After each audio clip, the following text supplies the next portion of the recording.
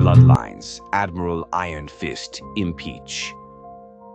They used to call him a hero, Admiral Joseph Impeach. Medals on his chest, steel in his eyes, commander of men in a world where every decision meant life or death.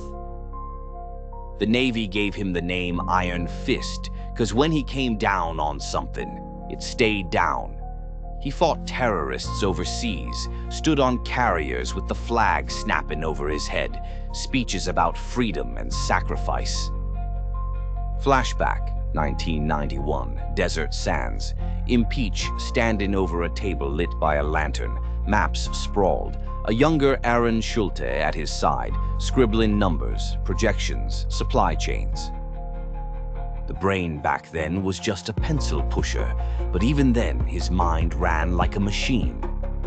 Sir, if we move the resources this way, we could cut waste in half. Impeach looked at him, saw more than a lieutenant, saw a future partner.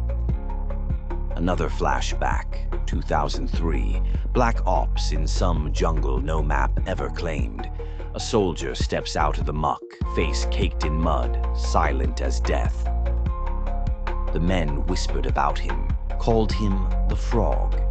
Impeach watched the man drop 3 targets without a sound, melt back into the shadows like he was born there. That night, over a fire, Impeach said, "You ever get tired of taking orders, stick with me. We'll make real money." The Frog just nodded. That's when the shift began. Somewhere between the medals and the missions, Impeach stopped fighting wars and started selling them. He saw the value wasn't in victory, it was in blueprints, designs, secrets.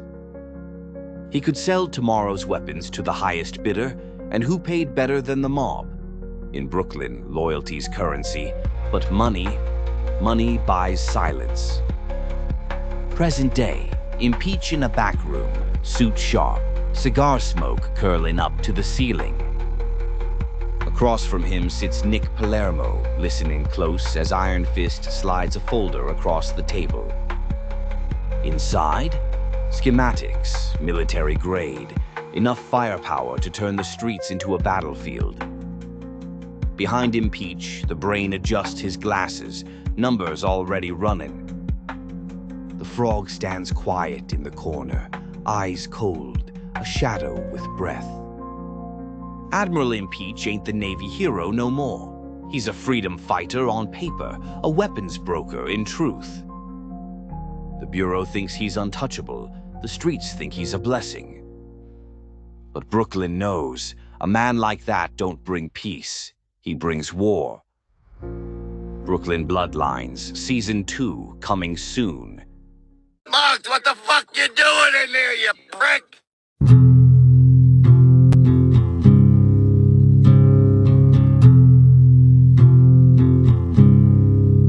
Bambi's Twisted Tales, The Lion, the Witch, and the Atheist Wardrobe. The Bronx kept her secrets in rust and ice. Even before the first kid saw the wardrobe, the winter had already picked winners and losers, and the kids were on the wrong side of the bracket. Nicky talked like a future dawn and ate like a stray. Maddie had hands that shook only when nobody was watching. Tony Boy's shoulders made him look unbreakable, while his insides sloshed with worry. Little Lisa, brown eyes too big for the block, counted cracks in the sidewalk like rosary beads. 4 of them, stitched together by hunger and habit, and the kind of love you get when the heat don't work and you share one blanket. They didn't plan on finding the door to somewhere else. They planned on not freezing to death. It was a busted basement on Tremont, peeling paint, the sour breath of old pipes, and a floor that made your sneakers stick. The landlord, a walking ulcer in a flannel coat, had a fist for a gavel and a voice that rattled the banister. Rent, tonight. Their ma didn't argue. She never did. When men like that banged, you nodded like you were listening even when your ears had tapped out years ago. So the kids ducked the noise and drifted downstairs. You learn quick in a cold city, Move toward the dark if the dark is dry. That's when the wardrobe found them. It stood back there like a judge who already knew the sentence. Tall, old, the wood the color of an old bruise carved with vines. No handles, just 2 iron ring pulls that left black dust on your fingers. The door lines were crooked in a way that made your eyes ache. Nobody said the word magic. Nobody had to. The air around it blew cold in a steady breath. Nicky swaggered first. The kid was built for front doors. "What, it's a closet," he said, the kind of sentence you toss over your shoulder when you feel the floor tilt and refuse to let your knees know. He pulled. Metal groaned. The dark behind the doors spilled out like a rumor. Lisa felt the cold first, fine needles in the gums, the kind of cold that sits in your chest and tells you to be quiet. She touched the wood. The grain was raised like scars. She thought about scars, how people tell you they make you tougher, but really they just tell everyone where the soft parts used to be. Maddie wiped her palms on her jeans. "We go or what?" Tony Boy didn't answer. He lifted his chin like he heard something. That's his thing. The boy could hear trouble 10 feet before it arrived, 5 if it was walking soft. "You smell that?" he asked. "Snow." "In a basement?" Nicky smirked. "Yeah, okay."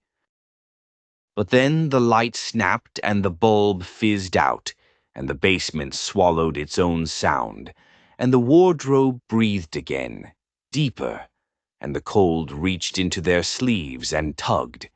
They stepped through.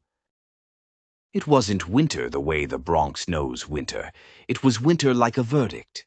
The sky a dead lid. The land bone white and unpromising. Snow made dunes that whispered when the wind skated over them.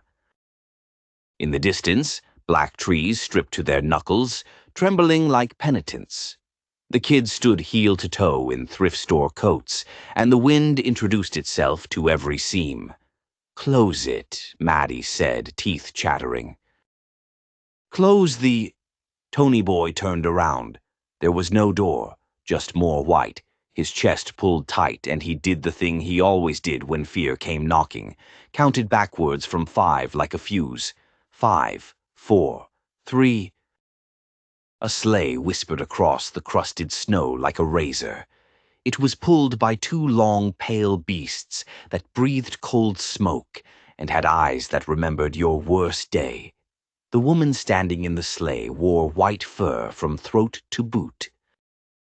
Diamonds that looked like somebody froze a chandelier mid-fall. Her hair was winter's first lie, beautiful until it sits. When she smiled, the air leaned closer to hear. Lost? She dragged smoke from a long cigarette holder carved from bone. Her lipstick was a fresh crime scene. Nicky stepped forward because he can't not. "We're not beggars," he said, voice steady, Brooklyn by accident. "We just, our ma, look, who are you?" The woman let the question sit on her tongue, then swallowed it. "I am the madam," she said. "And this is my country." She offered Nicky a small box. Inside, little white cubes dusted in powder. "Turkish Delight," she said. "Warmth for the mouth." Nicky put one on his tongue and forgot the cold. He forgot the landlord, the empty kitchen, the quiet fights in the hall. He tasted all the respect he deserved and the laughs he hadn't gotten yet. The nods from men who'd finally see him coming. "Is it good?" Lisa whispered. Nicky nodded once. The nod had hunger in it. "Plenty more," the madam said softly, "for princes." Maddie stared at the woman's eyes and saw something patient and bored, like a cat at a mouse hole. "We ain't princes," she said. "We're just cold." The madame smiled wider. "In my country, cold is a contract. If you can't pay, you belong to the winter." The beasts snorted. The sleigh shifted. The madam flicked ash and pointed toward a line of black trees. "There's a cathedral there," she said. "Or there used to be. Warmth hides in broken places. Go while I consider what to do with my new prince." Her hand brushed Nicky's cheek like a promise. "Prince." Maddie shot Nicky a look that could slice paper. "Don't." But Nicky's eyes had turned glassy, and the word prince kept bouncing around his skull, looking for somewhere to sit. Tony Boy planted his feet. "We go together," he said. The madam tilted her head. "Darling boy, all loyalty is beautiful right up until it gets you killed." She leaned down and flicked another cube of sugar into Nicky's waiting palm. "Some doors only open for one." The cathedral was what happens to holy things when they run out of believers. Cracked roof, walls like ribs, old wax petrified into yellow tears. They walked in, and the sound of the wind didn't follow. It waited outside like an uninvited cousin.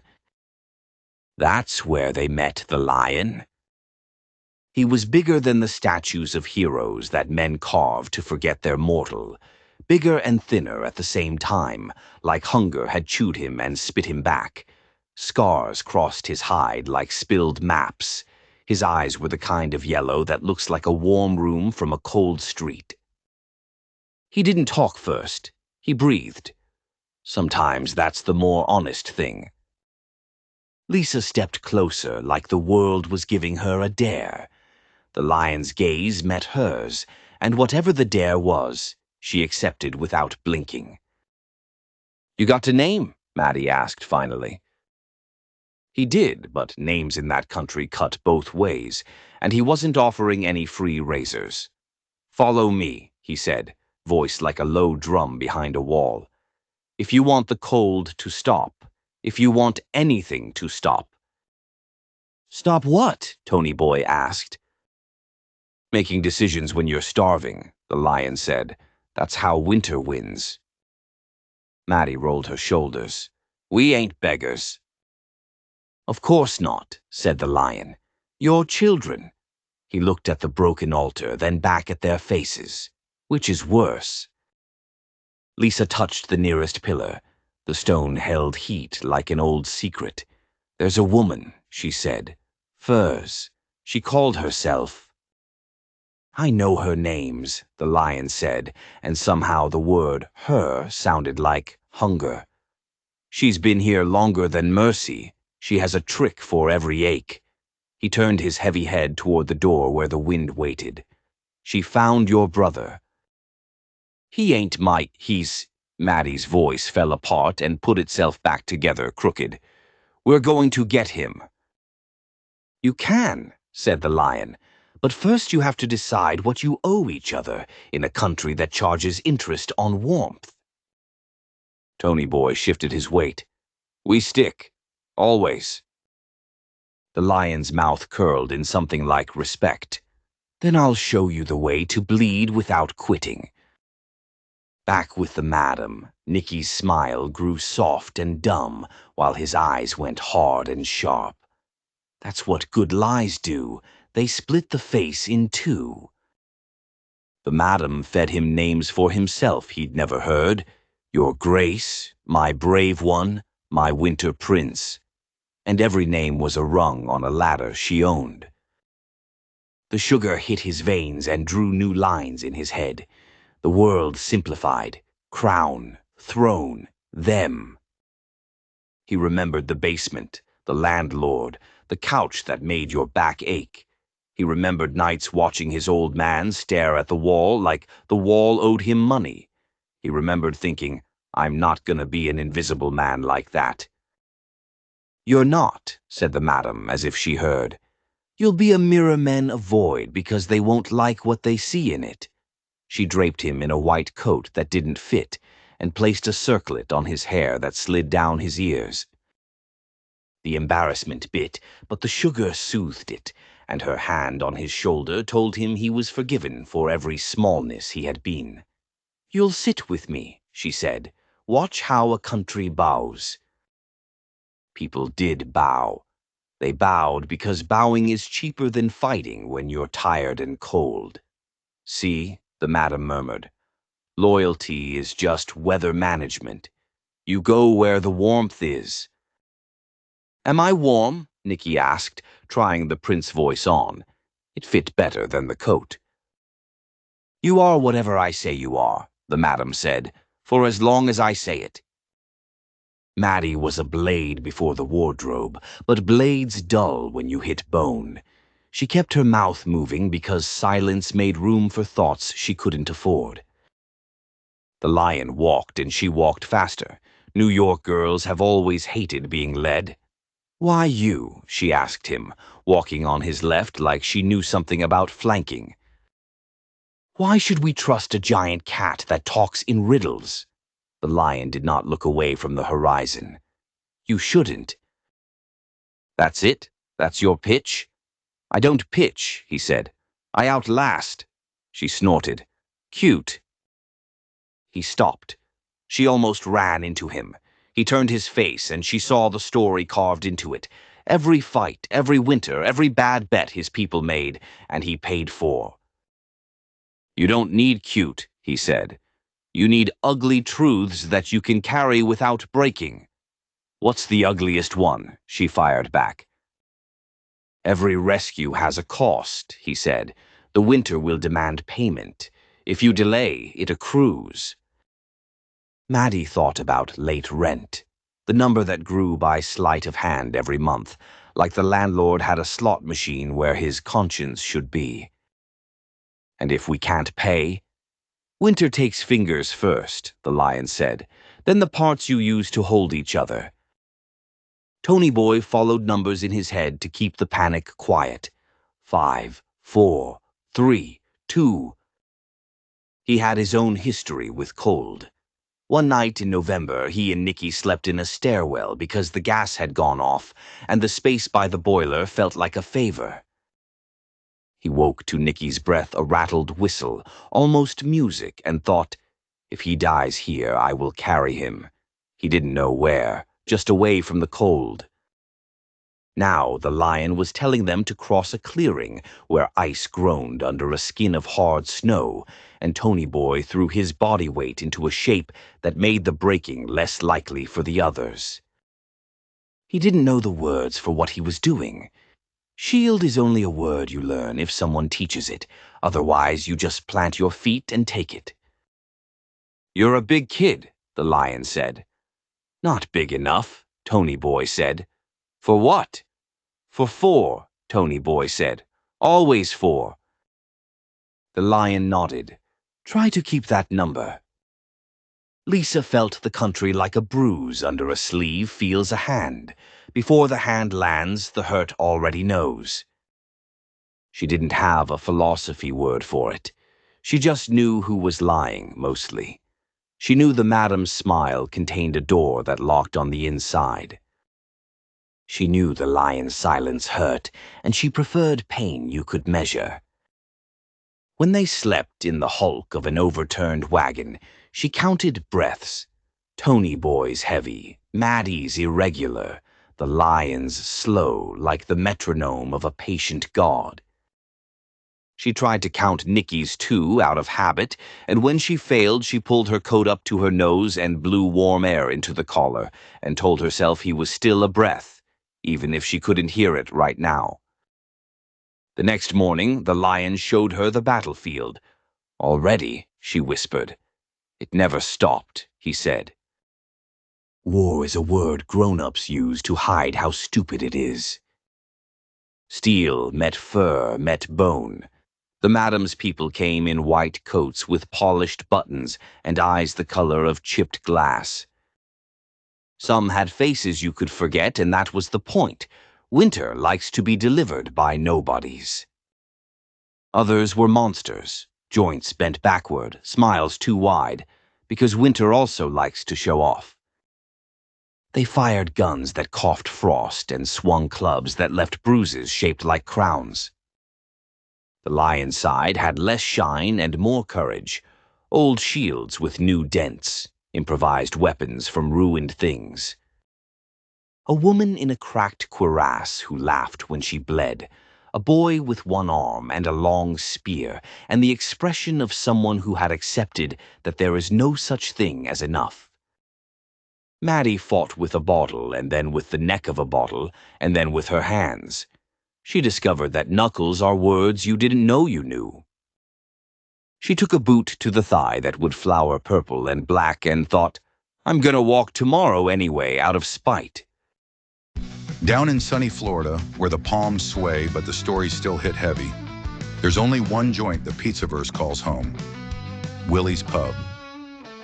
Run by Willie, the Pizzaverse press secretary himself. He don't just serve drinks, he serves the truth. Forget the tourist traps, the plastic margaritas, and the Mickey Mouse cocktails. At Willie's Pub, you're sipping real whiskey, eating sausage and peppers, and hearing tales that'd make the newspapers blush. It's the Florida escape with a Jersey soul.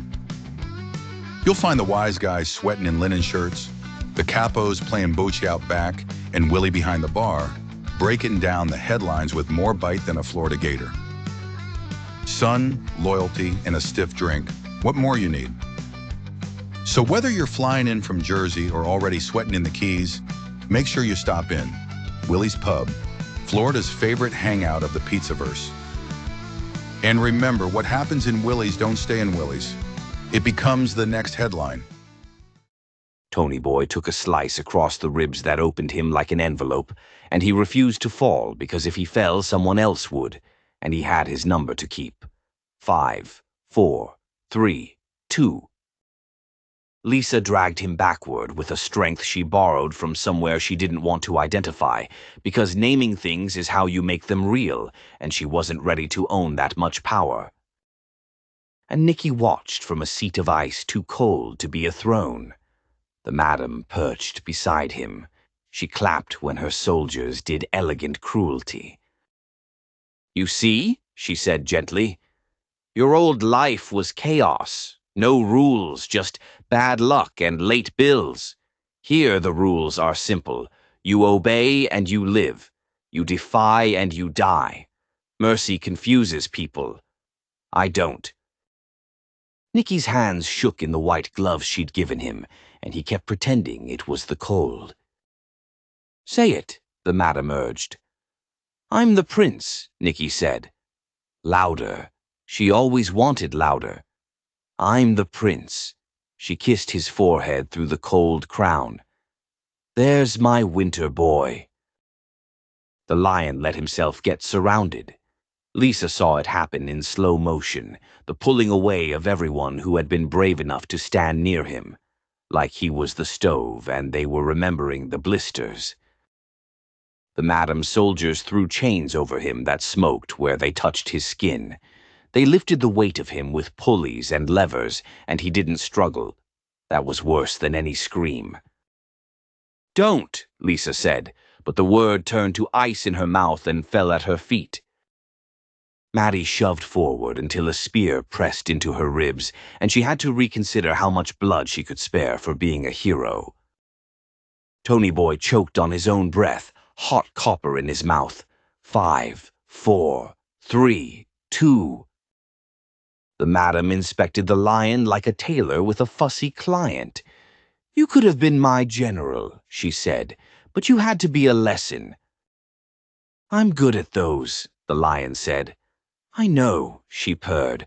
Watch, children. She lifted a blade carved from winter's first hard hour and cut the lion's mane. It fell in fat golden clumps like yesterday's pride. The first strike drew blood. The second convinced it to keep coming. She opened him with slow expertise, and the country watched because the country had learned what happens when you look away from the worst thing. You find it later in your own bed. The lion tried to die. He did a good job at it. The madame licked her blade and moaned at the taste of victory like a sommelier. She raised her arms and the wind went quiet to hear the speech she would inevitably give. But dawn is rude. It doesn't wait for applause. The slab cracked under the lion like a frozen river, remembering it was water.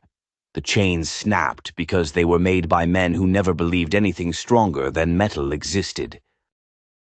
The lion stood with his insides rearranged and decided that living hurt less than losing his people.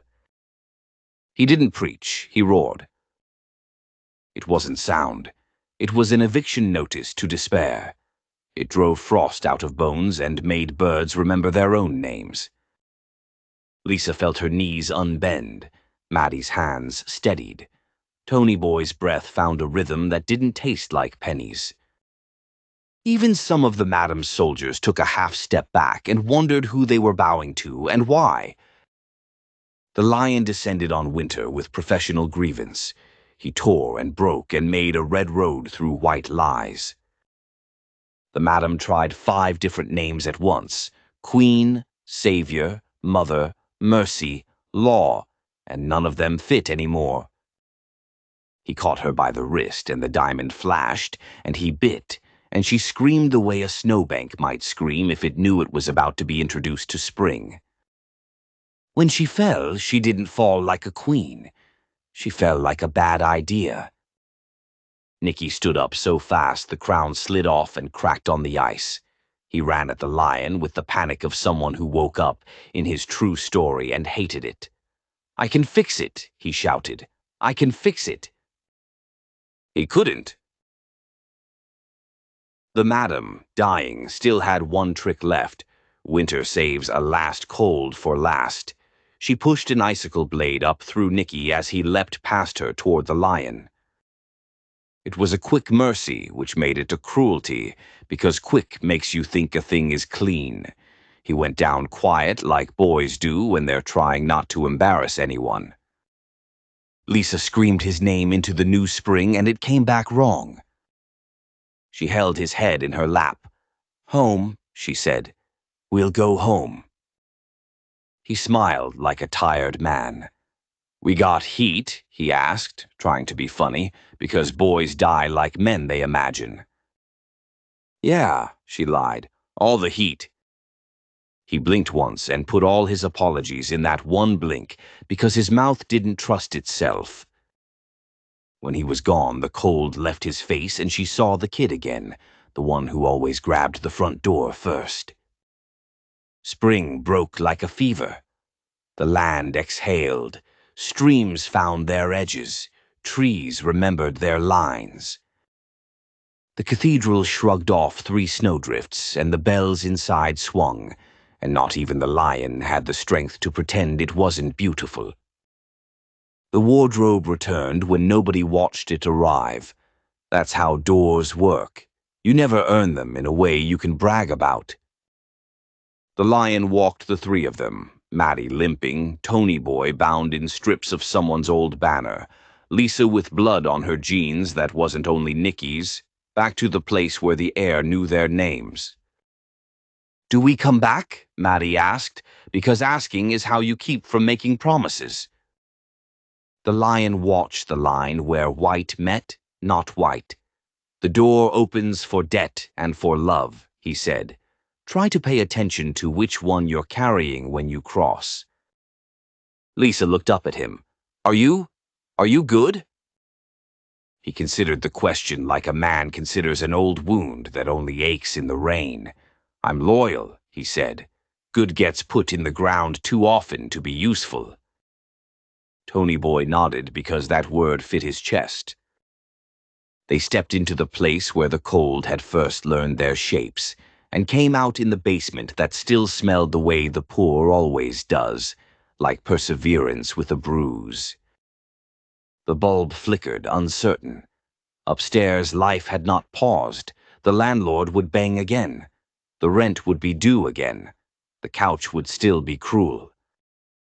But the 4 had become 3, and the 3 had become something else. Tony Boy didn't feel big enough for always 4 anymore, but he put the number in his pocket where he could touch it. Maddie found her hands steady when she didn't try to make them so. That frightened her more than the shaking had.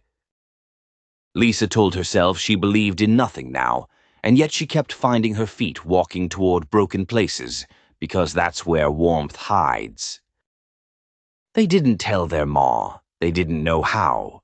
You can't explain a country that eats and a cat that refuses to be eaten. You can only wake up on a Tuesday and try to pay a little less interest to the winter you brought back with you. The wardrobe stood in the corner like a rumor.